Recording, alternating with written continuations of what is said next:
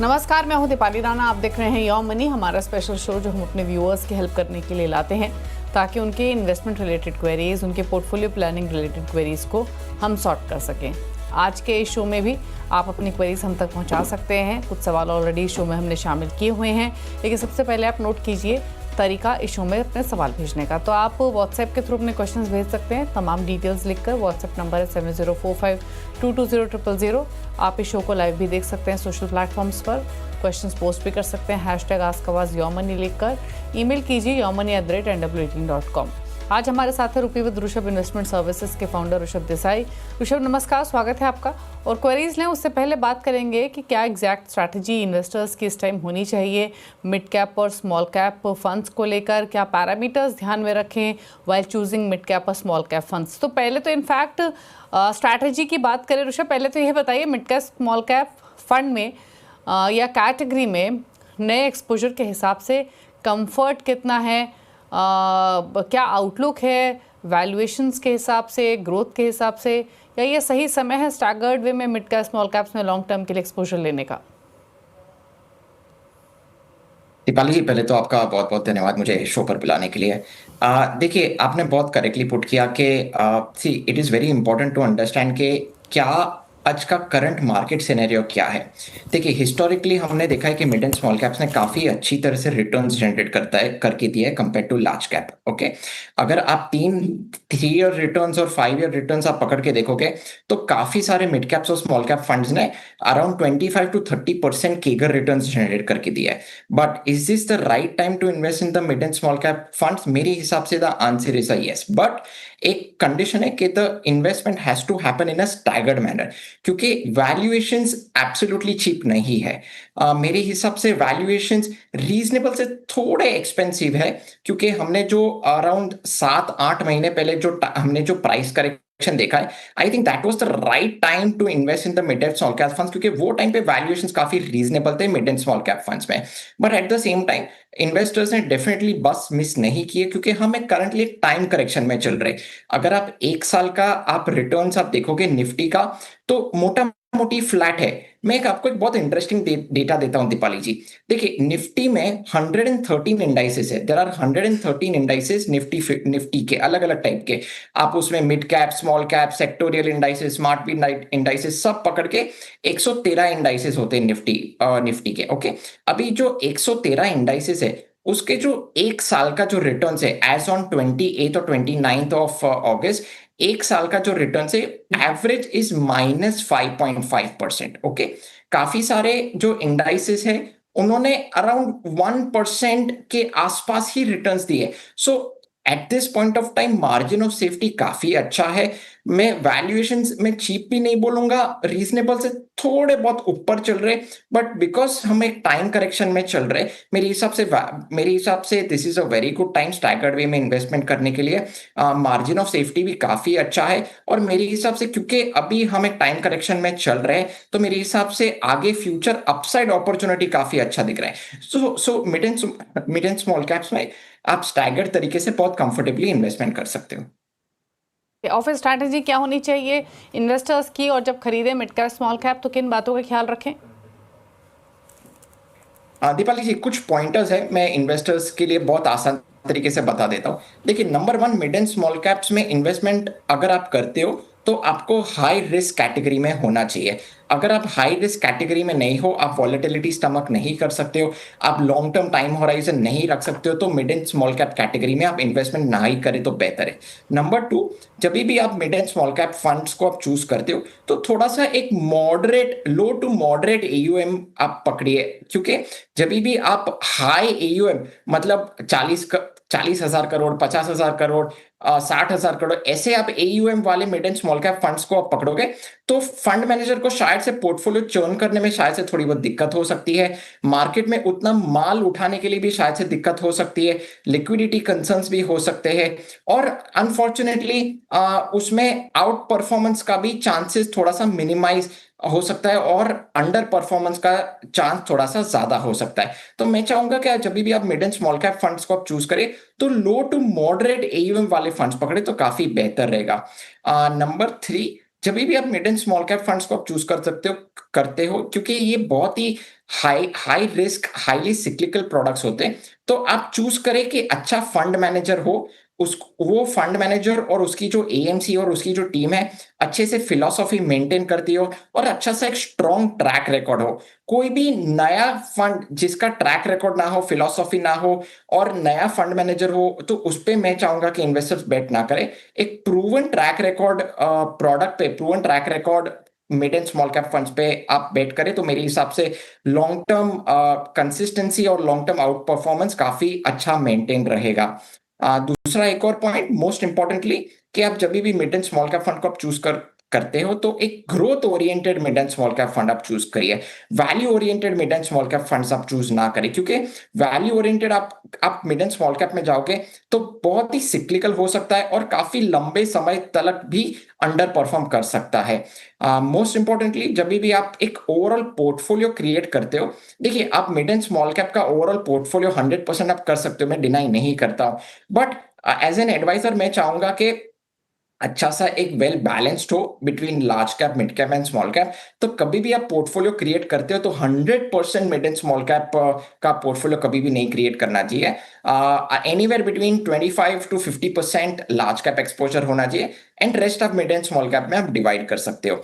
आप एक ही mid cap fund और एक ही स्मॉल कैप फंड आपके पोर्टफोलियो में रखें, और मैं चाहूंगा कि मिड एंड स्मॉल कैप्स के फंड के साथ साथ आप फ्लेक्सी कैप स्ट्रैटेजीज भी इंक्लूड करें, तो मेरे हिसाब से बहुत ही बेहतरीन पोर्टफोलियो बनेगा। ओके, तो क्या स्ट्रैटेजी होनी चाहिए मिड कैप स्मॉल कैप्स को लेकर? फंड्स चुने तो किन बातों का ख्याल रखें, वो तमाम बारीकी आपको बताई गई हैं, लेकिन लंबी अवधि का व्यू ज़रूर रखें अगर आप इस कैटेगरी के फंड्स को पिक कर रहे हैं। लेकिन चलिए अब सवाल जवाब के सिलसिले को शुरू करते हैं। पहले व्यूअर हमारे साथ कनेक्टेड है सवाल पूछने के लिए, आकिब सिद्दीकी प्रयागराज से। आकिब नमस्कार, बताइए क्या सवाल है आपका? Good evening ma'am. जी मैम, मैंने 4 म्यूचुअल फंड में इन्वेस्ट कर रखे हैं। एक पराग पारिक का है, उसमें 5,000 रुपये इन्वेस्टमेंट है, और मोतीलाल ओसवाल मिड कैप है, और उसके अलावा जो है निपॉन इंडिया का फ्लेक्सी कैप 5,000 है, और बंधन के स्मॉल कैप फंड 5,000 रुपये। और मैम कल मेरा बर्थडे था, जन्मदिन था, तो मैंने इस बंधन में छोड़ के बाकी तीनों फंड में 25,000 रुपये का लमसम भी किया हुआ है कल की डेट में 31 अगस्त को। तो मैम मुझे ये जानना है कि क्या ये मेरा फंड सही है, और 15 साल के लिए इन्वेस्ट करूंगा, और बीच बीच में जैसे ही मेरी सैलरी इंक्रीज होती रहेगी तो मैं लमसम डालता रहता हूँ बीच बीच में। तो ये जानना है कि ये चारों फंड क्या मेरे सही है, और एक फंड मुझे ये इक्विटी से हट के कुछ अलग लेना है जिसमें मतलब थोड़ा सा ज़्यादा दिक्कत आगे ना हो, अगर मार्केट डाउन होता है तो कुछ दिक्कत ना हो, थोड़ा बैलेंस करके चले। तो एक फंड मुझे और ऐड करना है, तो उसके बारे में भी जानकारी चाहिए थी। ओके, तो पहली बात तो आकिब शुभकामनाएं आपको आपके बर्थडे के लिए। इंटरेस्टिंग है, आपने मतलब अपने बर्थडे पर अपने आप को shares gift, mutual funds gift किए? जी मैम कल बर्थडे था, और तो मैंने बंधन स्मॉल कैप में छोड़ के बाकी जो तीनों फंड है उसमें मैंने 25,000 रुपए के लमसम कर दिए। तो अभी लमसम इन्वेस्टमेंट कितनी हो गई है आपके टोटल? मैम मैंने ये इसी अगस्त से इन्वेस्ट किया हुआ है, मतलब अगस्त में ही, इसी अगस्त से स्टार्ट किया है सारे, मतलब सारे में अभी। अच्छा, यानी जो 20,000 के सिप है या फिर जो 75,000 आपने लमसम डाले हैं, ये अभी से शुरुआत की है आपने मतलब? जी मैम मैं पहले मैंने जो है 10,000 रुपए सारे में डाले हुए हैं, और 25,000 इसी महीने मैंने और डाले हैं। 25,000 रुपए और हो गए, तो 35,000 रुपए सारे में है अभी की, आज ही इसी महीने से, अगस्त के महीने से स्टार्ट किया है हमने। ओके, 15 साल का आपका लक्ष्य है 2 करोड़ का, राइट? जी मैम, 15 साल इन्वेस्ट करेंगे और 5 साल हम होल्ड करने के बाद उस पैसे को निकालेंगे। तो 20 इयर्स में आपका टारगेट है बेसिकली? जी मैम, 20 इयर्स का, अगर बीच में अनफॉर्चुनेटली ऐसी कोई मुसीबत हमारे ऊपर नहीं आई तो प्लान हमारा यही है। बाकी अपने बीच के लिए जो भी पैसे की जरूरत है वो मैंने इकट्ठे कर रखे हैं, इमरजेंसी फंड। चलिए अच्छी प्लानिंग है आपकी। और ऋषभ, आपने सुना इन डिटेल इनका क्वेश्चन। 20 इयर्स, 15 इयर्स इन्वेस्ट करेंगे, 5 इयर्स होल्ड करेंगे, फिर 20 इयर्स में कितना इकट्ठा कर पाएंगे जानना चाहते हैं। एक्टिव SIPs, इनकी लमसम जो इन्होंने डाला है पैसा, वो बताएं, डिटेल्स बताइए अब इनके लिए क्या सजेशन? दीपाली जी, पहले तो आपकी जीत को जन्मदिन की बहुत बहुत शुभकामनाएं।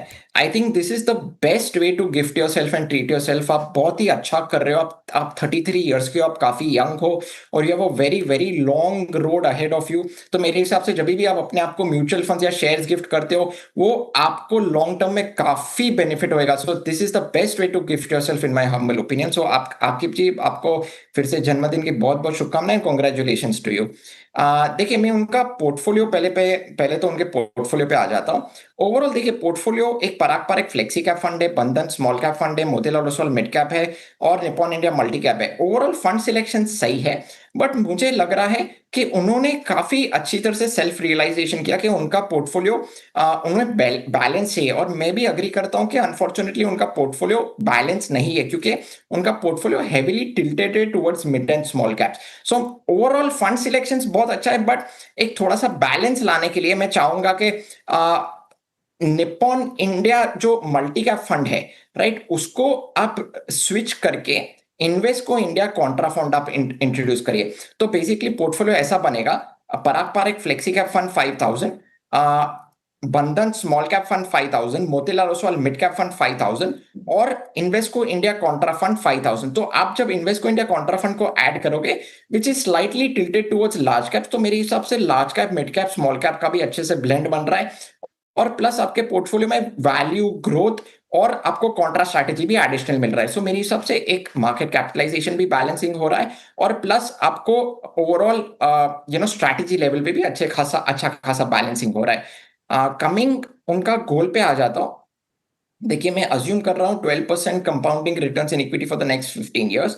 जो 20,000 की एसआईपी कर रहे हैं, वो करीबन 1 करोड़ इकट्ठा कर पाएंगे आफ्टर 15 इयर्स। ओके, अनफॉर्चुनेटली वो 2 करोड़ का लक्ष्य 15 साल में तो डेफिनेटली अचीव नहीं कर पाएंगे। अभी 15 साल में अगर 2 करोड़ का लक्ष्य अचीव करना है, तो सिंपल आपको 15 to 20% का एनुअल टॉपअप करना है, तो आप कंफर्टेबली अचीव कर पाएंगे। अभी आप 15 साल का समय रखें कि 20 साल का समय रखें, मैं चाहूंगा कि एटलीस्ट आप 15% तो टॉपअप करिए ही करिए कम वॉट में। इफ नॉट 15% तो डेफिनेटली आप 10% आप टॉपअप करिए, क्योंकि जब भी आप टॉपअप करते हो तो आपको अच्छा एक किकर भी मिलता है आपके पोर्टफोलियो में, और इन्फ्लेशन को भी आप अच्छी तरह से फ्यूचर में बीट कर पाते हो। क्योंकि ये जो सब फिगर्स मैंने जो बोले हैं, ये सब प्री टैक्स फिगर्स है। जब भी आप पोर्टफोलियो को रिडीम करोगे तो आपको सरकार को टैक्स भी भरना पड़ेगा। तो आप 10% या 15% आप टॉप अप करोगे तो आपको पोस्ट टैक्स रिटर्न्स भी काफी अच्छी तरह से आपको मिलेगा, प्लस आप इन्फ्लेशन को भी अच्छी तरह से बीट कर पाओगे। ओके, चलिए, तो ये रही स्ट्रैटेजी आपके पोर्टफोलियो को लेकर। अब बात करेंगे अगले व्यूअर से। सबदेव साथी कोलकाता से हमारे साथ कनेक्टेड हैं। सबदेव जी नमस्कार, बताइए क्या सवाल है आपका। नमस्ते, good evening ma'am. Good evening ma'am, मेरा पोर्टफोलियो में दिया हूँ। Actually I am aged 38 since last 15 years I am investing in mutual fund. तो मेरा पोर्टफोलियो वैल्यू है टोटल अभी 32 लाख है। मैं जो पोर्टफोलियो दिया हूँ, मेरा जो पोर्टफोलियो है उसमें कुछ करेक्शन चाहिए क्या मैम? एक मिनट देख लीजिए, और कुछ बदलाव करना है तो मैं बदलाव करने के लिए तैयार हूँ। मुझे 75 लाख का कॉर्पस चाहिए। 52 लाख तो पहले सोचा था, लेकिन मेरे को 75 लाख का कॉर्पस चाहिए रिटायरमेंट में। ओके, और रिटायरमेंट आप कब प्लान कर रहे हैं? रिटायरमेंट मेरा अनदर 2 साल है, उसके बाद भी मैं इन्वेस्ट कर सकता हूँ, ऐसी कोई बात नहीं है। Another 5 to 6 years I can also invest. But जो आपका 75 लाख का लक्ष्य है, ये आफ्टर 2 years के लिए है, राइट? Right ma'am.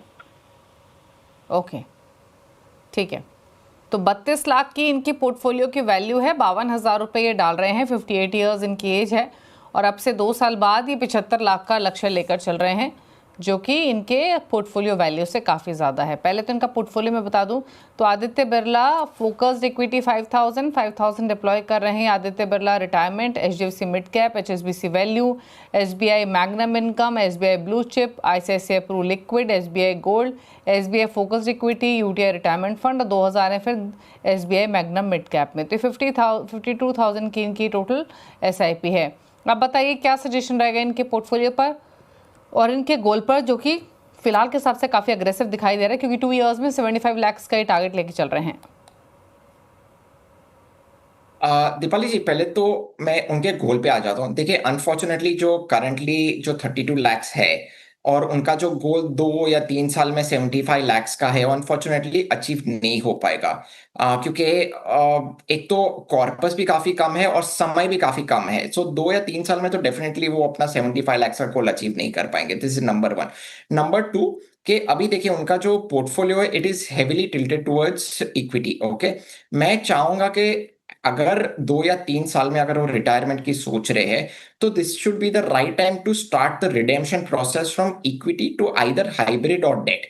क्योंकि इतना हाई रिस्क लेना अभी इक्विटी में मुझे समय बहुत अनकंफर्टेबल लग रहा है। तो मैं चाहूंगा कि अगर 2 या 3 साल के बाद उनको रिटायरमेंट चाहिए, right, so and since he is already aged, तो मैं चाहूंगा कि अभी से ही थोड़ा थोड़ा रिडेम्पशन प्रोसेस स्टार्ट करें। अगर पॉजिटिव है तो, अगर आपका पोर्टफोलियो पॉजिटिव नहीं है तो थोड़ा सा वेट करिए, क्योंकि हम ऑलरेडी एक टाइम करेक्शन में है। तो मे बी अनदर 6 मंथ्स और 1 ईयर, जब भी एक अच्छा खासा बुल रन में मार्केट आ जाए, राइट, सो आप तभी भी आप पूरा का पूरा पोर्टफोलियो रिडीम कर सकते हो। मगर at this point of time आप you should be thinking of the redemption process, और आपको थोड़े बहुत हाइब्रिड या फिर कंजर्वेटिव डेट म्यूचुअल फंड्स में जाने की मैं सलाह दे सकता हूं eight this point of time. अभी मैं उनके पोर्टफोलियो पे आ जाता हूं। देखिए, पोर्टफोलियो में बहुत सारे म्यूचुअल फंड्स है, पूरा का पूरा पोर्टफोलियो ओवर डाइवर्सिफाई करके रखा है। आपको 4 या 5 फंड से ज्यादा एक्चुअली जरूरत नहीं है। नंबर 2 कि आपके पोर्टफोलियो में काफी सारे फंड्स एक ही एएमसी से, मैं देख रहा हूं कि एसबीआई एएमसी इज हैवी, सो आपके काफी काफी सारे म्यूचुअल फंड्स एसबीआई एएमसी से है। तो अनफॉर्चुनेटली आपका पोर्टफोलियो अंडर परफॉर्मेंस रिस्क में भी काफी हद तक पड़ जाता है। मान लीजिए कि SBI as an overall AMC काफी सारे फंड्स अंडर परफॉर्म करते एक साथ, तो आपका ओवरऑल पोर्टफोलियो बहुत बुरी तरह से इंपैक्ट हो जाएगा। ओके, सो मैं चाहूंगा कि अभी कुछ छेड़खानी ना करें अपने पोर्टफोलियो में, फंड्स को कुछ छेड़खानी ना करें। Eight this point of time start thinking of redemption process. और मैं चाहूंगा कि आप हाइब्रिड फंड्स या फिर डेट म्यूचुअल फंड्स में जा सकते हो। हाइब्रिड फंड्स में आप इक्विटी सेविंग्स फंड्स में आप जा सकते हो, जो कि एक अच्छा मिक्स बैठेगा इक्विटी और डेट में और आर्बिट्राज में। डिपेंडिंग ऑन योर रिस्क आप उस फंड्स को चूज कर सकते हो, क्योंकि इक्विटी सेविंग्स फंड्स में ऐसे भी फंड्स होते हैं which are aggressive on equity, ऐसे भी फंड्स होते हैं which are not that aggressive on equity. So आप देख लीजिए, अगर आप अगर बोल रहे हैं कि आप अगर अनदर 4 साल आप होल्ड कर सकते हो, तो मैं फिर भी चाहूंगा कि आप जब भी बुल मार्केट में जब भी आए तो पोर्टफोलियो को एक बार आप क्लीन कर लीजिए और आप हाइब्रिड फंड्स में आप निवेश करें, तो मेरे हिसाब से रिस्क और रिटर्न के balance from a risk and return point of view काफी अच्छा रहेगा। और नंबर 2 कि आप अभी 2 या 3 साल में ही आप रिटायरमेंट की सोच रहे हो, तो मेरे हिसाब से हाइब्रिड प्रोडक्ट्स नहीं देखना चाहिए, और मेरे हिसाब से डेट म्यूचुअल फंड्स या फिर फिक्स्ड डिपॉजिट में आपको निवेश करना चाहिए। ओके, बात करते हैं अगले व्यूअर से। शिव मक्कर हैं बरेली से सवाल पूछने के लिए। शिव नमस्कार, बताइए क्या सवाल है आपका। Ma'am very good evening. Good पहले इवनिंग। तो मैं आपके सीएनबीसी आवाज चैनल को बहुत बहुत धन्यवाद देना चाहता हूं कि वो व्यूअर्स की समस्याओं को और व्यूअर्स को आगे बढ़ाने के लिए काफी कुछ सोचते हैं। Thank you Shiv. मैम मेरे पास Bank of India small cap fund regular growth 10,000 रुपए हर महीने की एसआईपी इसमें मैं कर रहा हूँ। Okay Nippon India multi cap fund 5,000 रुपए की एसआईपी इसमें कर रहा हूँ। ओके और union innovation and opportunity fund है, इसमें मैंने मैम लमसम किया है 1,65,000 का। ओके और मैम एसआईपीज में फ्रॉम लास्ट 17 मंथ से कर रहा हूँ रेगुलर। ठीक है। मैं 10,000 रुपए महीने की एसआईपी मैम और बढ़ाना चाहता हूँ, क्या इसी फंड से बढ़ाऊं या कोई नया फंड शुरू करूं मैम? मैम मेरी एज 36 साल की है और मैं चाहता हूँ कि मैं अगले 10 से 12 साल के अंदर 1 करोड़ का लक्ष्य मुझे मिल जाए, संभव हो अगर हो सके तो। अच्छा मुझे ये बताइए, जो आपका लमसम है वो कितना पैसे डाले हुए हैं आपने यूनियन इनोवेशन फंड में? मैम 1,65,000 रुपए, 1,65,000। ओके, और एक्टिव एसआईपी आपकी 15,000 की है, राइट? जी मैम। तो अभी आपकी टोटल पोर्टफोलियो की वैल्यू कितनी है? 2 लाख के आसपास? मैम 2 लाख से तो ज्यादा होगा मैम। ओके, आप कब से डाल रहे हैं 15,000? आपने कब बताया? मैम 17 महीनों से मैम। ओके 17 महीने हो रहे हैं। हाँ डेफिनेटली, फिर तो 2 लाख से 2 लाख ज्यादा होंगे। 55,000 तो मैम एसआईपी के हो गए मैम। हाँ हाँ हाँ हाँ बिल्कुल 2 लाख जी मैम जी तो हाँ तो मान सकते हैं 4 लाख टेंटेटिवली मान लेते जी हैं मैम, 4.25 लाख रुपए के आसपास मैम टोटल वैल्यू है मेरे पोर्टफोलियो की। करेक्ट, ठीक है। 1,65,000 आपने डाले हुए हैं यूनियन इनोवेशन में, 15,000 की एसआईपी 17 महीनों से चल रही है, टोटल 4.25 लाख की पोर्टफोलियो की वैल्यू, 1 करोड़ का लक्ष्य आप 10 साल में मान के चल रहे हैं। अच्छा, कोई एडिशनल एसआईपी भी आप करना चाहते हैं 10,000 की, या इस 15,000 के साथ 10,000 रुपए की मैम एडिशनल एसआईपी करना चाहता हूँ मैं। ठीक है, बताइए क्या सजेशन ऋषभ इनके लिए। 10,000 bank of India small cap में, 5,000 निपॉन इंडिया मल्टी कैप में, 1,65,000 union innovation and opportunities fund में लमसम डाले हुए हैं, 15,000 ये हुए एक्टिव एसआईपी, 10,000 की एडिशनल एसआईपी करनी है और उसके बाद फिर 10 साल में 1 करोड़ का लक्ष्य है। बताइए इनके लिए सजेशंस। दीपाली जी, पहले तो मैं उनके पोर्टफोलियो पे आ जाता हूँ। देखिए, अनफॉर्चुनेटली उनका portfolio is not well diversified, balance भी नहीं है और अच्छे से डाइवर्सिफिकेशन भी नहीं करके रखा है। मैं चाहूंगा कि पोर्टफोलियो नंबर 1 आप डाइवर्सिफाई करें अक्रॉस 4 और 5 फंड्स, 4 to 5 फंड्स में आप डाइवर्सिफिकेशन करें और डिफरेंट मार्केट कैप्स और डिफरेंट स्टाइल्स में भी आप डाइवर्सिफिकेशन करें। This is number 2। नंबर 3, मैं चाहूंगा कि आप सेक्टोरियल और थीमेटिक फंड्स को अवॉइड करें, क्योंकि सेक्टोरियल और थीमेटिक फंड्स में टाइमिंग की भी रिक्वायरमेंट हो जाती है और बहुत ही सिक्लिकल और अंडर परफॉर्मेंस रिस्क भी काफी आ जाता है आपके पोर्टफोलियो पे। तो मैं चाहूंगा कि आप सेक्टोरियल और थीमेटिक फंड्स को भी अवॉइड करिए। अभी बेसिकली मेरा रिकमेंडेड पोर्टफोलियो इस तरीके से आ रहा है। Number 1, Parag Parekh flexi cap fund में आप 25% एलोकेट कीजिए, this is a new fund. Number 2, Invesco India focus fund आप 25% एलोकेट कीजिए। Number 3, Kotak multi cap fund, उसमें भी 25%। और चौथा, Nippon India multi cap fund, जो कि ऑलरेडी उनका एग्जिस्टिंग फंड है, उसमें 25%। So Parag Parekh flexi cap, Invesco India focus fund, Kotak multi cap fund और Nippon India multi cap fund, ये 4 फंड में आप 25% एलोकेशन आप इक्वल एलोकेट करिए, 25% ईच। मेरे हिसाब से लार्ज कैप, मिड कैप और स्मॉल कैप का भी अच्छे से ब्लेंड मिलेगा और आपको अच्छे से अलग अलग स्ट्रैटेजीज का भी डाइवर्सिफिकेशन मिलेगा। अभी उनके लक्ष्य पे आ जाता हूँ। देखिए, उनका जो ऑलरेडी 15,000 का जो एसआईपी चल रहा है, प्लस वो बोल रहे हैं कि 10,000 इंक्रीज कर सकते, तो उसको ध्यान में रखते हुए अराउंड 12% कंपाउंडिंग रिटर्न्स मैं करता हूं कैलकुलेट, ओके, 10 साल के लिए। तो 25,000 की जो एसआईपी वो अगर करेंगे तो करीबन 58 लाख रुपीस वो इकट्ठा कर पाएंगे आफ्टर 10 ईयर्स। अनफॉर्चुनेटली वो 1 करोड़ का गोल अचीव नहीं कर पाएंगे। अगर 1 करोड़ का गोल अचीव करना है तो सिंपल अराउंड 15 to 20% आप एनुअल एसआईपी टॉप अप करें, तो मेरे हिसाब से बहुत कंफर्टेबली आप 1 करोड़ का गोल अचीव कर पाएंगे। ओके, तो पोर्टफोलियो को पहले तो ठीक कीजिए। फंड्स आपको बताए गए हैं कैसा होना चाहिए आपका नया पोर्टफोलियो। शिव Parag Parekh flexi cap, Invesco India focus fund, Kotak multi cap, Nippon India multi cap, ये आप रखिए। यहाँ पर आप अगर टोटल एसआईपी कर रहे हैं 25,000 की, तो 25% ईच फंड में डालिए। इससे ज़्यादा फंड्स की ज़रूरत भी नहीं है आपको, और 20% का स्टेप अप आपको करना पड़ेगा अपने 1 करोड़ के लक्ष्य को हासिल करने के लिए, या फिर आप टाइम होराइजन बढ़ाइए। रुक रहे हैं इसी के साथ एक ब्रेक के लिए। ब्रेक के उस पार बात करेंगे कुछ और व्यूअर्स से, जल्द वापस आते हैं। आप देख रहे हैं यो मनी। अब बात करते हैं सुजाता से, चंडीगढ़ से हमारे साथ कनेक्टेड है सवाल पूछने के लिए। सुजाता नमस्कार, पूछिए अपना सवाल। सवाल पूछिए सुजाता, अगर आप सुन पा रही हैं तो। हाँ जी,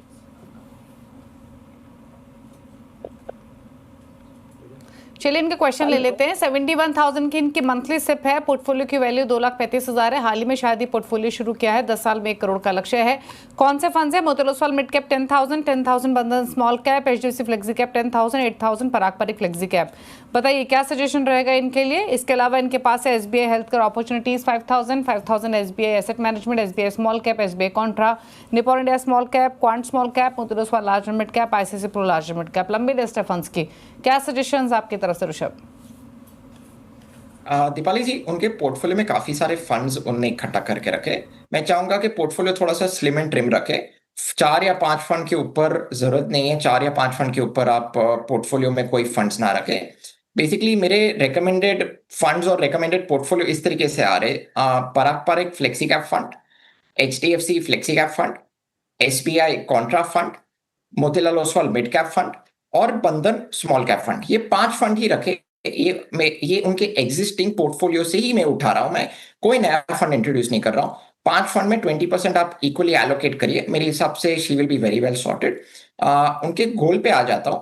देखिए, मैं अज्यूम कर रहा हूं 12% compounding returns in equity for the next 10 years, जो 76,000 की जो SIP कर रहे हैं प्लस उनका जो पोर्टफोलियो वैल्यू है 2,35,000, वो करीबन 1,83 लाख इकट्ठा वो कर पाएंगे आफ्टर 10 इयर्स। तो उनका जो 1 करोड़ का लक्ष्य है वो तो बहुत comfortably post tax returns wise भी बहुत कंफर्टेबली अचीव हो रहा है। बट पोर्टफोलियो में 4 या 5 फंड से ऊपर ना रखे और ये आप इक्वली एलोकेट करिए, मेरे हिसाब से she will be very well sorted. Okay, चलिए, तो ये रही सलाह सुजाता के पोर्टफोलियो को लेकर। थैंक यू ऋषभ शो में आने के लिए और सभी क्वेरीज को आंसर करने के लिए। जाते जाते ऋषभ के टॉप 4 फंड्स आप अपनी स्क्रीन पर देख सकते हैं, नोट कर लीजिए अगर आप ऋषभ की चॉइस के हिसाब से पोर्टफोलियो क्रिएट करना चाहते हैं। इसी के साथ यौमनी में तो इतना ही। ब्रेकफास्ट पर भी खबरें जारी हैं। नमस्कार।